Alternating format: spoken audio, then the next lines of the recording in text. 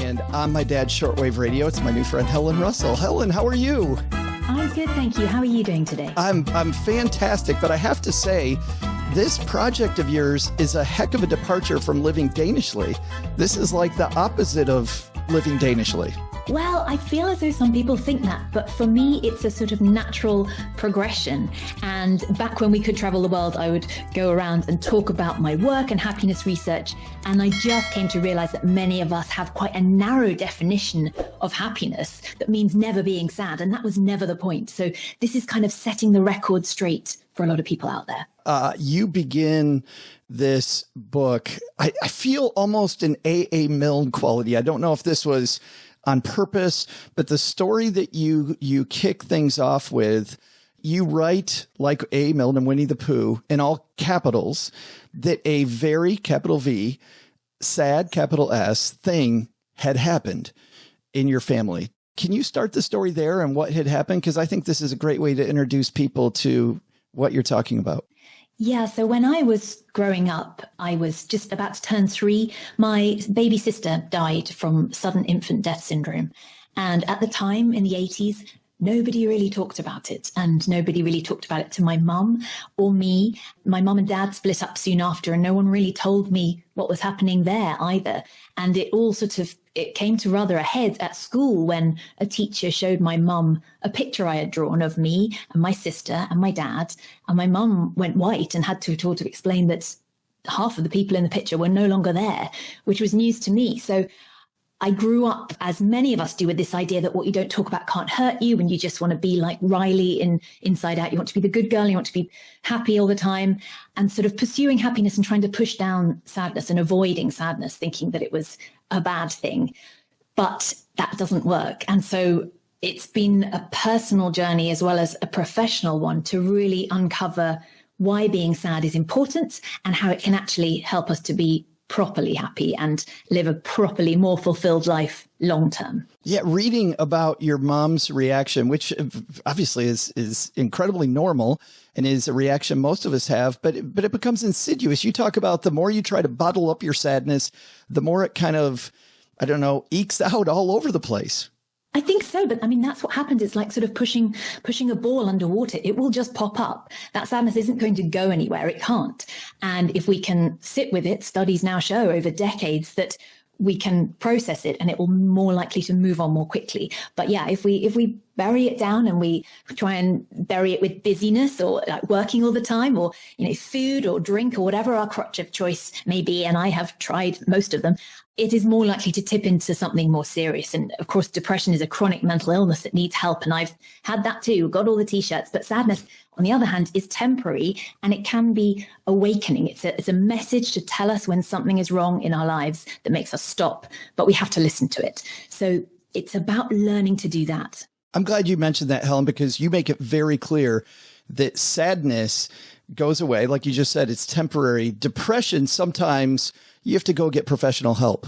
Absolutely. And having, been there for both of these things, I am all for talking therapies and on medication if that's what helps people. And I've done those too. It's really important, though, so that we don't pathologize normal sadness. We have a propensity to try and take away any sort of discomfort with technology or medicine. But sadness, normal sadness that happens to all of us, is something that we just have to experience. That can feel very hard because most of us haven't been taught how and haven't grown up doing it. So we kind of have to relearn it as adults. You quote Desmond Tutu in the book, and this is an apropos quote. I'm sorry to say that suffering is not optional. And you mentioned that you've talked to lots of people. Of course, as I thought about it, as I'm reading your words, I have too, where they're in some of the worst times of their life, Helen, and they tell you, oh, I just want to be happy. I want to be happy. And you kind of dissuade people from that. We should lean into this feeling a little bit. Well, I just think, and I've actually spoken to Desmond Tutu's daughter and granddaughter about this as well, but sadness is what we're supposed to feel after a loss. And sorrow is the sane response when sad things happen. So in a global pandemic, for instance, it's okay to be sad. And sometimes we need to be sad. But if we are conditioned to be so averse to negative emotions, in inverted commas, that we don't even recognize them or give ourselves permission to feel them, then we can almost experience a sort of shame around that. And that's going to make us feel worse. That's not going to help us at all. And actually, there are some good things. Accepting and allowing for temporary sadness, researchers have found, helps improve our attention to detail. It increases perseverance, promotes generosity, makes us more grateful for what we've got, even more clear-eyed. I was fascinated to find out that it makes us less likely to fall for the halo effect, where we think the beautiful and rich usually can do no wrong, and the fundamental attribution error, where we assume the worst. We are much more level-headed. We are better people almost when we are sad. So we shouldn't push that away if it comes calling every once in a while. I want to lean into that more in just a second. But as you were talking, I was just wondering, has COVID made us sadder? That's a really interesting question. And actually, the World Happiness Report, even though it's called the World Happiness Report, has done some digging here. Interestingly, although our so-called happiness levels haven't declined hugely, we've been on the whole quite resilient, we are experiencing more occurrences of feeling sad, if that makes sense, worldwide. So yes, I think that taking away the busyness of normal life as the world shut down and we didn't travel and we didn't have perhaps that in-person support and all of the normal mechanisms that we rely on to help us when we're feeling sad, those were stripped away. And we are social beings. The only mammal that survives solo is a pygmy hippo. So yeah, we struggled because we had that loss of connection and we didn't have any of the busyness of normal lives to distract us. So we have experienced a lot more sadness during COVID. There are days, Helen, where I feel like it might be better just be a pygmy hippo. That would be very cute. Be a way better thing instead of all this socialization going on. I don't know. I do have days. Well, I think, connection, they say now, the opposite of addiction is connection, and connection is kind of what it's all about, even when it feels hard. And I think many of us, technology is a wonderful thing in many ways, but we can hide behind screens these days. And, talking to you now, the opportunity to have interesting conversations and to connect on a human level is still so important. And that's what's going to get us through all this. You kind of lay out a roadmap for us at the beginning of your work. You talk about how there's kind of a biological method to our sadness, right? Like we experience more sadness as we get a little older, and then is it U-shaped? Was that the research? Yes. So I think, not wishing to cast aspersions, but I think perhaps you and I are in the middle of the U-shape. There's a U-shaped curve whereby we are happier at either end of our life, and we have a little dip from maybe around the age of 40 to around 47 is the biggest bit of the dip.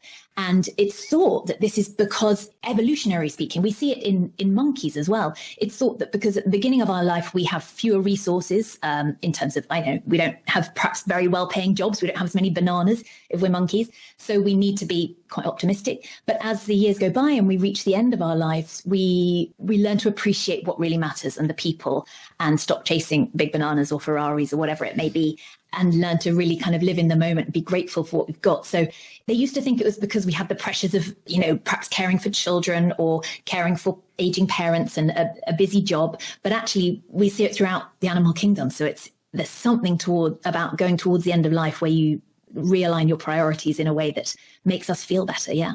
Yeah, it's biological. And we throw on this phrase, Helen, that it will get better tomorrow. But what you're saying is maybe not tomorrow, but it will get better.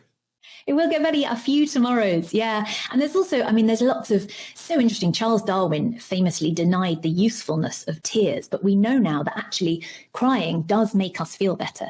It reduces our cortisol levels, so the stress hormone, because we are expressing our sadness. So it's expressing that makes us feel better, and we feel soothed afterwards. So yeah, there's a lot of interesting biological factors that play into our sadness that perhaps we don't grow up learning about in school.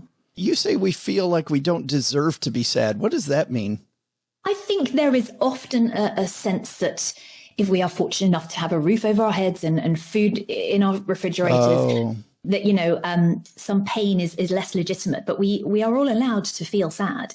There are not sort of hierarchies of grief. And no matter what our situation and where we come from, if we are experiencing that feeling of sadness or disappointment or loss, we will be sad. And I think many of us feel, there are other people worse off. And of course, that's true. And then we should all be activists. And one of the big things that I talk about to help us out of a funk of sadness or a low patch is doing something for someone else. It's acts of service. So by all means, if you feel like I shouldn't be as sad as I should be because other people have it worse, then do something to help those other people. But you're still allowed to feel sad because that's normal. That's very interesting. Acts of service. So getting beyond yourself, getting out of your head is one of the top ways to solve this sadness. I don't even want to call it an issue because you talk about how normal it is to be sad and how we should kind of lean into it. But if you want to path out, acts of service. Yeah, absolutely. And interestingly, I'm British, which we don't do brilliantly on sadness, but Americans are outliers in the desire to avoid sadness at all costs. So in yes, other we cultures, are. maybe in East Asia, for example, there is much more acceptance of sadness. In Russia as well, there's more nuance and granularity. I heard some comedian the other day, I heard a British comedian talk about how much Brits lean into sadness. Like there are people in your culture that just relish it and absolutely love it. And hey, everything needs to be miserable if we're all doing okay. Well, I think there's a sort of self-deprecation. So we don't like to sort of shout about it perhaps when things are going well, but there is also that hangover of the stiff upper lip and keep calm, carry on. So, right. Yeah. But you're right. That's not us. We will avoid it at all costs. No. I'm okay. You're the one having problems. I'm fine, Helen. Everything's good. But yeah, doing things for other people and acts of service. There's a whole economic theory around warm glow giving. So we should do it because it's the right thing to do. But also MRI scans show that when we do something good for someone else, our brain lights up with the pleasure of doing good, giving money to charity, donating, volunteering. It all makes us feel better as well. So there's a lot of science behind that. I want to go even lighter than that because I think that's phenomenal. But you don't begin there.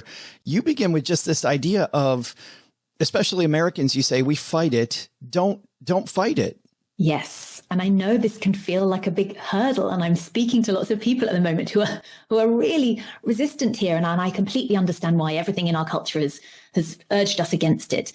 But yes, and it's sort of this idea of a wave coming towards us, and we can either try and be swept over by it, or we can just try and ride it. And I think there's a great technique called emotional arousal, whereby if we feel we're perhaps on the edge of a feeling, we can feel like, I just feel things aren't going so well, or maybe I just need a bit of a cry, then music, for example, or films can give us that release, that catharsis, or it can stir something in us to make us feel something, and it can give us a bit of a kickstart, can be helpful.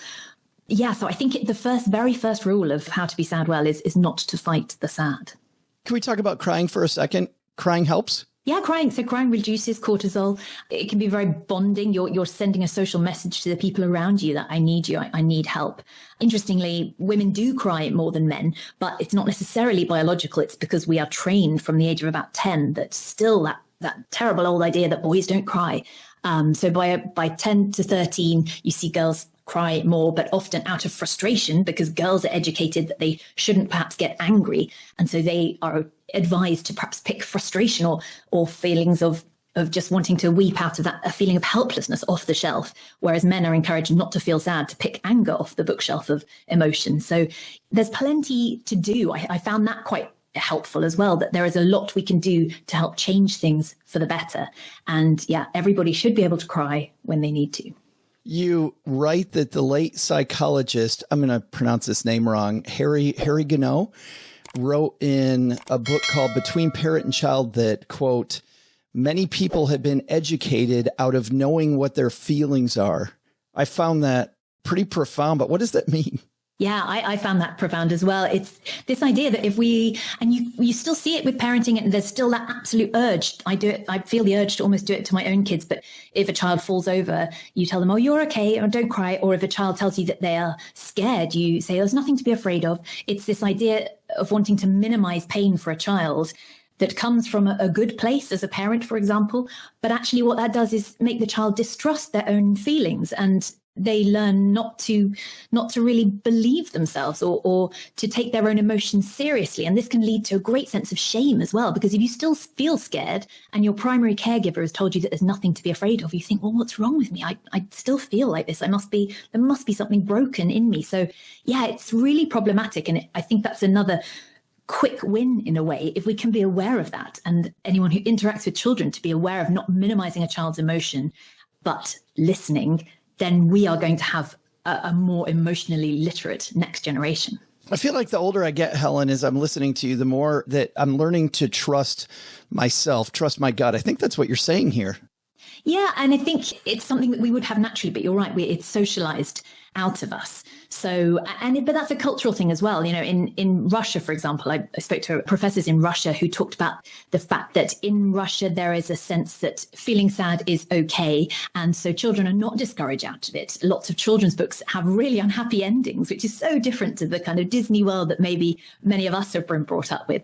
But yeah, if we are not afraid of sad endings, and if we learn to accept all of our emotions, all of the spectrum, we are going to be more resilient as we grow up. Yeah, I read even the original writings or the older writings of some of the fairy tales that we've read, and those are just downright morbid, Helen.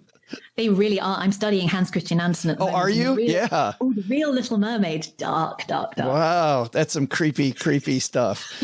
You go from don't fight it into another topic, and the way that you get there goes back to your situation. So your father has left. You've had this time of extreme sadness. And now there is a man with an orange backpack. By the way, I laughed through this because you're not sure what to make of the man with the orange backpack. He seems to be around a lot. He hasn't been introduced to you. You've been introduced to him. You're not really sure what to do. And at the same time, your own father is becoming more, it feels like he's becoming more distant, and he's forgetting about half of his family a lot. And you say that this creates expectations. Tell me a little bit about this. Well, again, I think it's growing up watching the TV or movie ideal. So yeah, I'd be a little 5-year-old girl with pigtails waiting for my dad to pick me up, and he would forget, or he would be very late, or he just wouldn't come at all. And then he decides he's going to remarry. And in every movie I'd ever seen, every kind of Disney film, there was this idea that, well, of course, the original daughter gets to be bridesmaid at this wedding, and I maybe would get a tiara. I thought maybe I'd get to ride a pony. I'd seen a movie somewhere. I had really sort of grand plans for this, and I'd just have two families. Maybe Orange Backpack would marry my mum, and we'd get a dog, and it would all just be lovely. It's like it's part your wedding. This is fantastic. Exactly. Everybody's going to live happily ever after. I just thought for sure I would get a new dress and a tiara out of it. But, life doesn't work out like that. It's messy. I'm, lowering my expectations about the people around me is something that I had to do as a survival mechanism. And I'm not necessarily advocating that children should have to do that. But I think as an adult, there was something in me that from my upbringing, I really struggle to lower my expectations for myself. And I think when we are sad, we have to lower our expectations. We are not going to be as productive or as confident perhaps as we might be the rest of the time when we are having a very difficult time. Although interestingly, sadness is a really good emotion for rumination and creativity, because if we are happy, we just do the same thing we did last time. But whereas if we're sad, we stop and we think, well, we need to do something different. So it is good for creativity. But yeah, we certainly need to lower expectations in terms of what we're going to create, what we're going to have as our output during that time. Two things there. First one, and you don't say why in the book, but you asked your dad if you could be in the wedding, and he kind of tells you, oh, no. But you don't say why not. Why would your dad not let you be in the wedding? Do you know, I still don't know. And I don't have a relationship with him now. And my mum says she doesn't know. So I don't know. But still hurts. Yeah. And then the second thing is I can see that sadness is great for creativity, because a great British band, The Cure, I feel like Robert Smith from The Cure, talk about Boys Don't Cry, right? Robert Smith, I feel like has been sad for how many years? 70 years or however old he is? He's still touring, so I mean, he's doing all right now. But yes. That guy's cleaning up on sadness, Helen. He's got a lot of makeup to buy. I mean, he's quite expensive. He certainly does. I feel like a big part of what you're saying here is that we can't experience true happiness if we don't experience real sadness. Would that be a fair statement? That's right, because if we are shutting down, if we're trying not to feel sad, we're really trying not to feel. And then we are never going to experience true fulfillment. The cost of feeling our sadness can feel overwhelming, but the cost of not doing so is far greater. And the longer we wait to face it, the worse it will become. And actually, it's quite modern, this idea of happiness meaning never being sad. And it's quite Western as well. In China, for example, they have Xing Fu, this idea not of a good mood, but a good life, one that is sufficient and sustainable and has meaning, but it will include some suffering in there. And going back to like Aristotle and the Greeks, his idea was that a good life will be hard at times. It will be difficult. But if we are engaged and if we do the hard things, even when they feel difficult, we will have a good life. So yeah, we're not supposed to feel happy all the time. We're supposed to feel everything. I normally stop the interview there, and I like to just talk to, and I told you before we hit record that I like just talking about the very beginning of the book. I don't like talking about the rest of it because people love this topic. I would do you a disservice and our listener a disservice if I try to speed through this stuff. But you do later on, before you get to, I like the chapter on going pro about really being a professional and about buddies and about talking. I thought that was important. But you talk about the fallacy of arrival. What is the fallacy of arrival? So this is a term coined by Dr. Tal Ben-Shahar, who was at Harvard for many years. And he discovered that actually, as we pursue something, if we're pursuing whatever our goal might be, a new job, new relationship, whatever it might be, on the way there, we get the dopamine is in the chase. And when we get the thing that we think we wanted, we feel nothing. The dopamine drops off. Once we are aware of this, you start to see it around all the time. And it's the fallacy of arrival. It's almost this anticlimax when you get the thing you think you wanted. Sometimes it's called summit syndrome. I spoke to lots of mountaineers or endurance athletes who said, yeah, I got to the North Pole. It just looked a bit shabby. I wasn't that impressed. But it can also apply to things like being a parent or marriage. So even some really everyday workaday things, if we have unrealistic expectations, we are more likely to experience the arrival fallacy, the fallacy of arrival. And actually the way parenting and the way relationships are portrayed and sold to us from the moment that we're born, from every Hollywood movie, from the media, we do have unrealistic expectations, many of us. And relationships are hard and parenting is hard and everything is hard, but it's still worth doing. But if we are more aware of this, we're less likely to feel that sense of anticlimax and that sort of meh feeling. Yeah. Well, and for us on a money show, this is the lie I think that a lot of people think when it comes around some of this goal achievement. You know, I get X amount of money, Helen, and things are going to finally be great, right? I'm going to reach retirement, or I'm going to send my kids off to college, or I'm going to get that second home, or whatever that is. We have that, I'm going to arrive and then it's going to be wonderful. And to your point, that expectation kind of kills it. Yeah, absolutely. And extrinsic motivation, like money or like status, or as though we're trying to sort of impress a parent or something, that's more likely to end in anticlimax and that feeling of a real letdown and hollowness and emptiness at the end. So yeah, a much better route, I guess, is intrinsic motivation. It's things that matter to us, doing a job because we like it, or starting investing in something because we really believe in it. We know enough by now to not be so naive to think that you need a certain amount of money to buy the well-being that is necessary for happiness. But beyond a certain threshold, it's not going to make much difference. And actually, it's experiences rather than stuff that make us happy. When I talk to creators like yourself, well, actually, you're a very special case because you're somebody who's a happiness expert. So you're really digging into the other side of this. And to your point, it really is part of a continuum. But did anything surprise you while you were researching this stuff, while you're researching sadness? Anything really stick out that you did not expect? I think for me, there was a lot that was really interesting around feeling disconnected and addiction, or a proneness to unhelpful coping mechanisms. And addiction can sound quite big and scary, but actually if you drill down in it, most of us have something that is our go-to crutch. It's not perhaps the healthiest option. And we'll all have experienced it, when we're watching TV and maybe there's something socially awkward happening, and we reach for our phone, or we feel a bit bored and we try and alleviate that fear by going for social media or by getting a snack from the kitchen. And I think it's really interesting to stop and be aware of that and think, what is the impulse behind my actions here? Is it because I'm uncomfortable in some way? So that was really interesting. And then just the sheer wealth of information out there in terms of how sadness has been misunderstood over the years. I mean, for years. So there's just a lot of data now that shows that actually trying to suppress sadness makes it worse. Any kind of thought suppression doesn't work. So we may as well find useful ways to be sad well. The book is called How to Be Sad. I absolutely loved it. I thought that this is such important work especially for a bunch of people that are trying to get happiness. I mean, that's why a lot of people, Helen, listen to our show. And I was attracted to it because you have to be sad to experience that happiness. It's available everywhere? That's right. Available everywhere now. Thank you.